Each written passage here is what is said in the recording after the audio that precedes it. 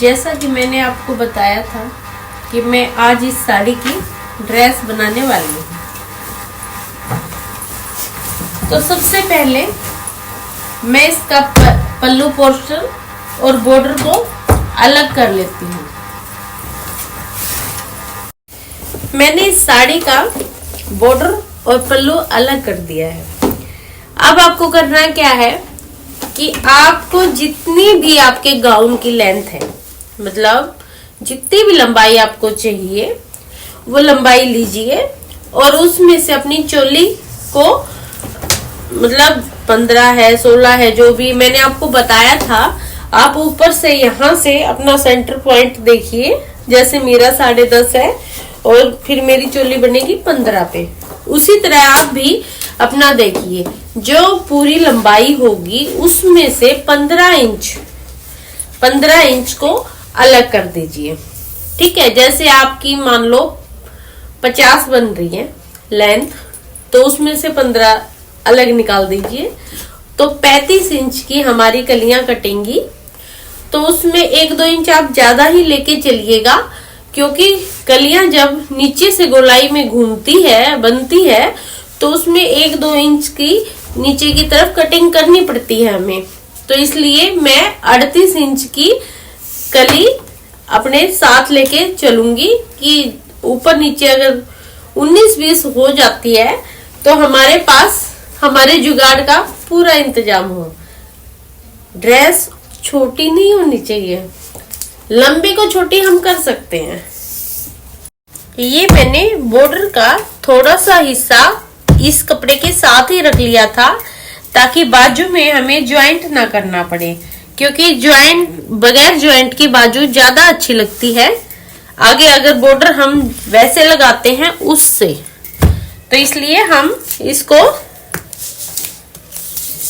20 inch के हिसाब से अलग पीस को रख देंगे, जो हमारी बाजू के लिए होगा।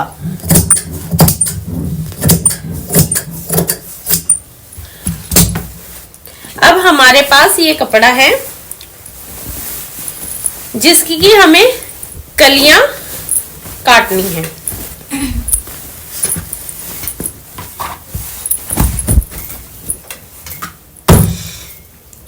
अब सबसे पहले क्या करना है, हमें चोली के लिए कपड़ा निकालना है, ताकि हमारे पास जितना भी कपड़ा बचे वो हम आराम से घेरे में सेट कर सकें, क्योंकि जितना ज्यादा अच्छा घेरा होगा उतनी ही ड्रेस ज्यादा सुंदर नजर आएगी।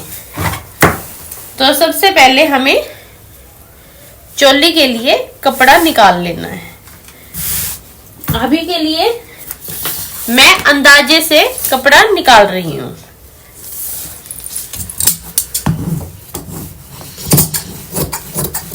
अम्ब्रेला ड्रेस में ज्यादा जोड़ घटा नहीं करना पड़ता है। उसमें सीधी आगे कमर से 2 इंच इस साइड और 2 इंच इस साइड का कपड़ा रख के और काटना होता है। पर कलियों वाली ड्रेस में क्योंकि कलियां होती हैं और वे जुड़ती भी हैं, तो हमें पता होना चाहिए कि हमारे नाप के अकॉर्डिंग हमारी कलियां कितनी होगी। तो मैं आपको ज्यादा जोड़ घटा के चक्कर में नहीं उलझाती हूँ। आप सिर्फ अपने हिप्स देखिए, हिप्स का हाफ कर लीजिए। जैसे मेरी 40 है तो 20 हो गया। उस 20 में 2 इंच इस साइड का, 2 इंच इस साइड का कपड़ा 4 इंच जोड़ दीजिए, 24। अब क्योंकि हमें जो ड्रेस बनानी है वो साइड कट वाली ड्रेस है, तो यानी कि उसमें 6 कलियां बनेंगी, जो 3 इस साइड होंगी और 3 इस साइड होंगी। वैसे तो 5 की भी बनती है, पर 5 वाली में बीच में कट नहीं होता है, वो 6 वाली कलियों में ही आप बीच में कट दे सकते हैं। तो 6 कलियां हैं, तो हर कली दबाव में 1 इंच लेती है, क्योंकि वो इस साइड से भी दबेगी, इस साइड से भी दबेगी। तो यानी कि 6 कलियां होगी 6 इंच और 24, तो यानी कि आपको 30 इंच कलियों वाला कपड़ा आपको चाहिए। अब जो मेरा नाप है उसके अकॉर्डिंग 5 इंच की चौड़ाई की कली मेरी कमर की बन रही है। ठीक है, नीचे आपको कितना लेना है, 15 से 18 भी हो सकता है, 20 भी हो सकता है। वो आपके कपड़े पे डिपेंड है, उसका कोई वो नहीं होता है। आपको जितना नीचे खुला रखना है, क्योंकि जितना आप खुला रखेंगे उतना घेर ज्यादा होएगा, पर क्योंकि साड़ी 5 इंच की होती है, वो ज्यादा नहीं होती है, तो इसलिए मैं आपको 15 या 18 ही की सलाह दूंगी कि आप इतना ही कपड़ा नीचे रखिए, क्योंकि 6 कलियों में यही कपड़ा सेट होएगा। अब आपको क्या करना है, इस साइड से भी 16 इंच का निशान लगा लो, क्योंकि मैंने 16 के हिसाब से चीजें की। इस साइड भी आप 16 इंच का निशान लगा लीजिए, ठीक है। उसमें क्या है, एक साइड 16 का सेंटर बना लीजिए, बन गया। अब यहां से मेरे को ऊपर 5 इंच की चाहिए, तो मैंने 2.5 इंच इस साइड लगा दिया और 2.5 इस साइड लगा दिया।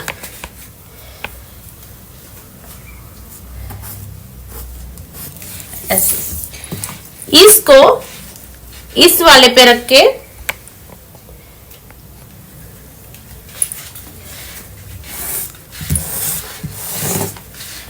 इस तरह कलियों का निशान शेप दे दी। ये आपकी एक कली का निशान हो गया है। अब क्या करना है, आपको इसको काट लेना है।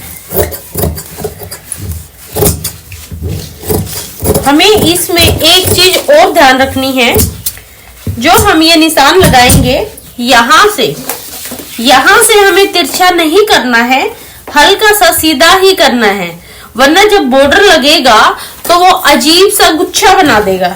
इसलिए आप यहां से थोड़ा सा सीधा रखिए इसको और यहां से शेप देनी शुरू की।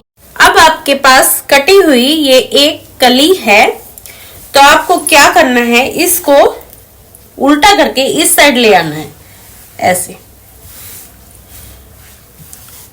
ऐसे रखने के बाद इसको हल्की सी छटाई देखिए इस साइड से भी होगी, क्योंकि शेप हल्की सी चेंज होती है जब पलटी खाता है तो।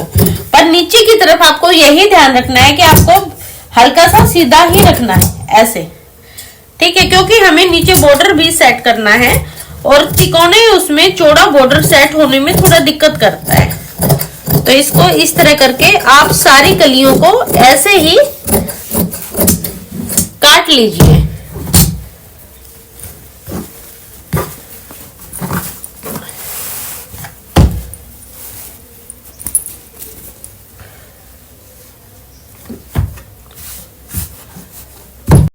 अब मैं इसके चोली काट रही हूँ। जैसा कि मैंने आपको बताया था, मेरी चोली का नाप 15 है, तो मैं 16 के हिसाब से कपड़ा लूंगी, क्योंकि आधा इंच यहाँ दबेगा और आधा इंच यहाँ दबेगा, ठीक है। तो 16 के हिसाब से, और क्योंकि आगे फ्रंट कट वाली कुर्ती है तो इस साइड खुला रखूंगी, ठीक है। इसमें क्या है कि थोड़ा सा सिलाई का मार्जिन रखूंगी, जो मेरे बॉर्डर सेटिंग में काम आएगा। अब ऊपर मैंने आपको बताया था मेरा फ्रंट 6 है, तो 6 के हिसाब से मैंने यहाँ निशान लगा लिया।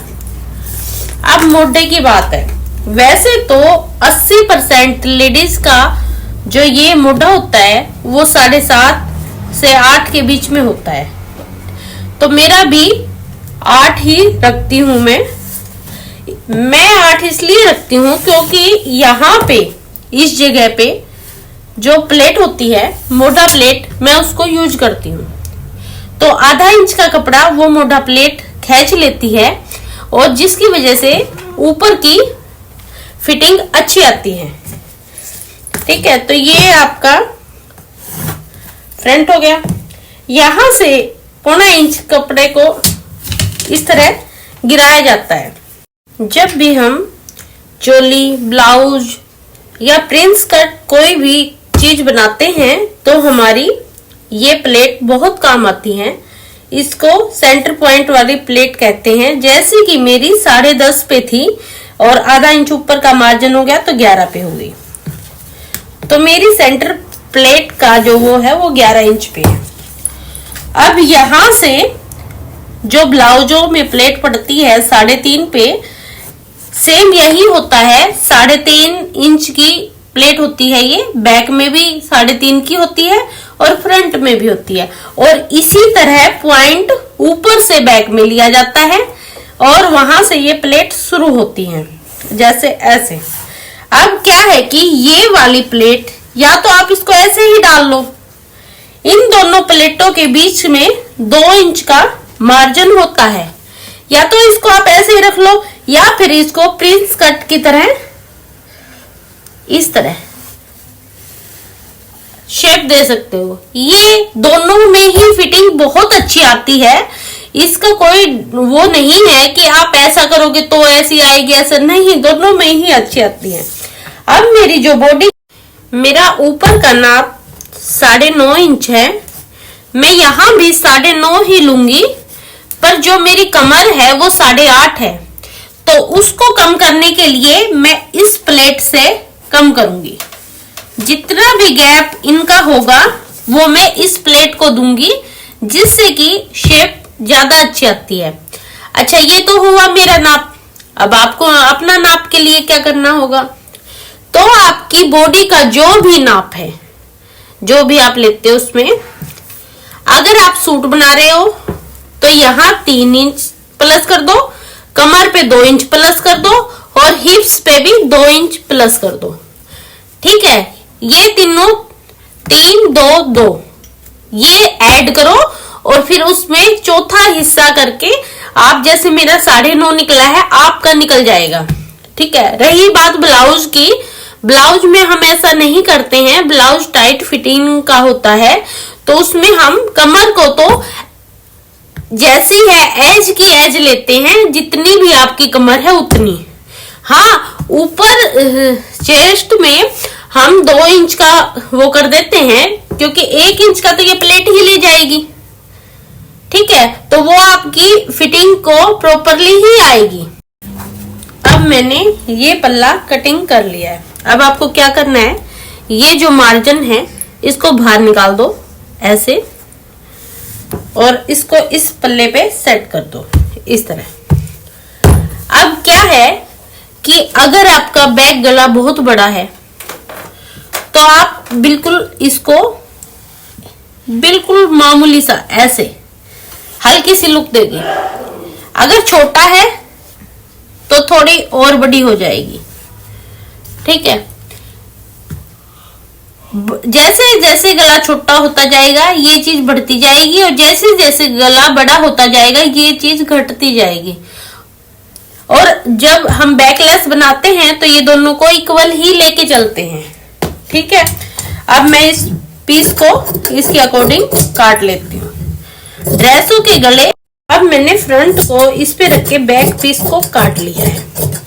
अब आपको एक छोटी सी बात और बताती हूँ, ये जो जहां हमारी फिटिंग की सिलाई आएगी उस साइड आप इस प्लेट से इस तरह 1.25 इंच के उस पे इस साइड से कपड़ा छोटा कर दीजिए।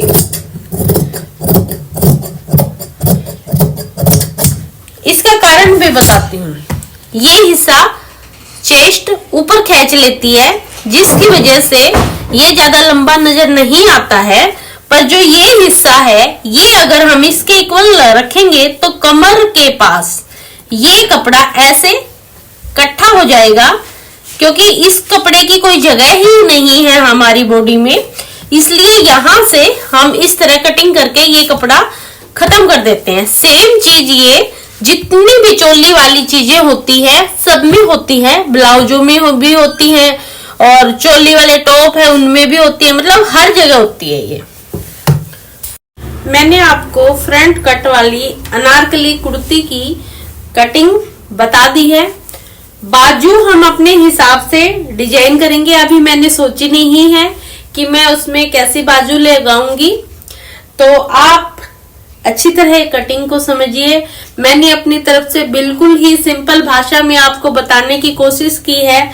अगर मैं स्टिचिंग की वीडियो भी इसके साथ ही ज्वाइंट करती हूँ तो वीडियो बहुत ज्यादा लंबी हो जाएगी और बोर हो जाएगी, फिर आप उसको पूरी नहीं देखोगे। इसलिए स्टिचिंग वाली वीडियो आपको कल मिलेगी, जो हम अब इसके बाद बनाएंगे।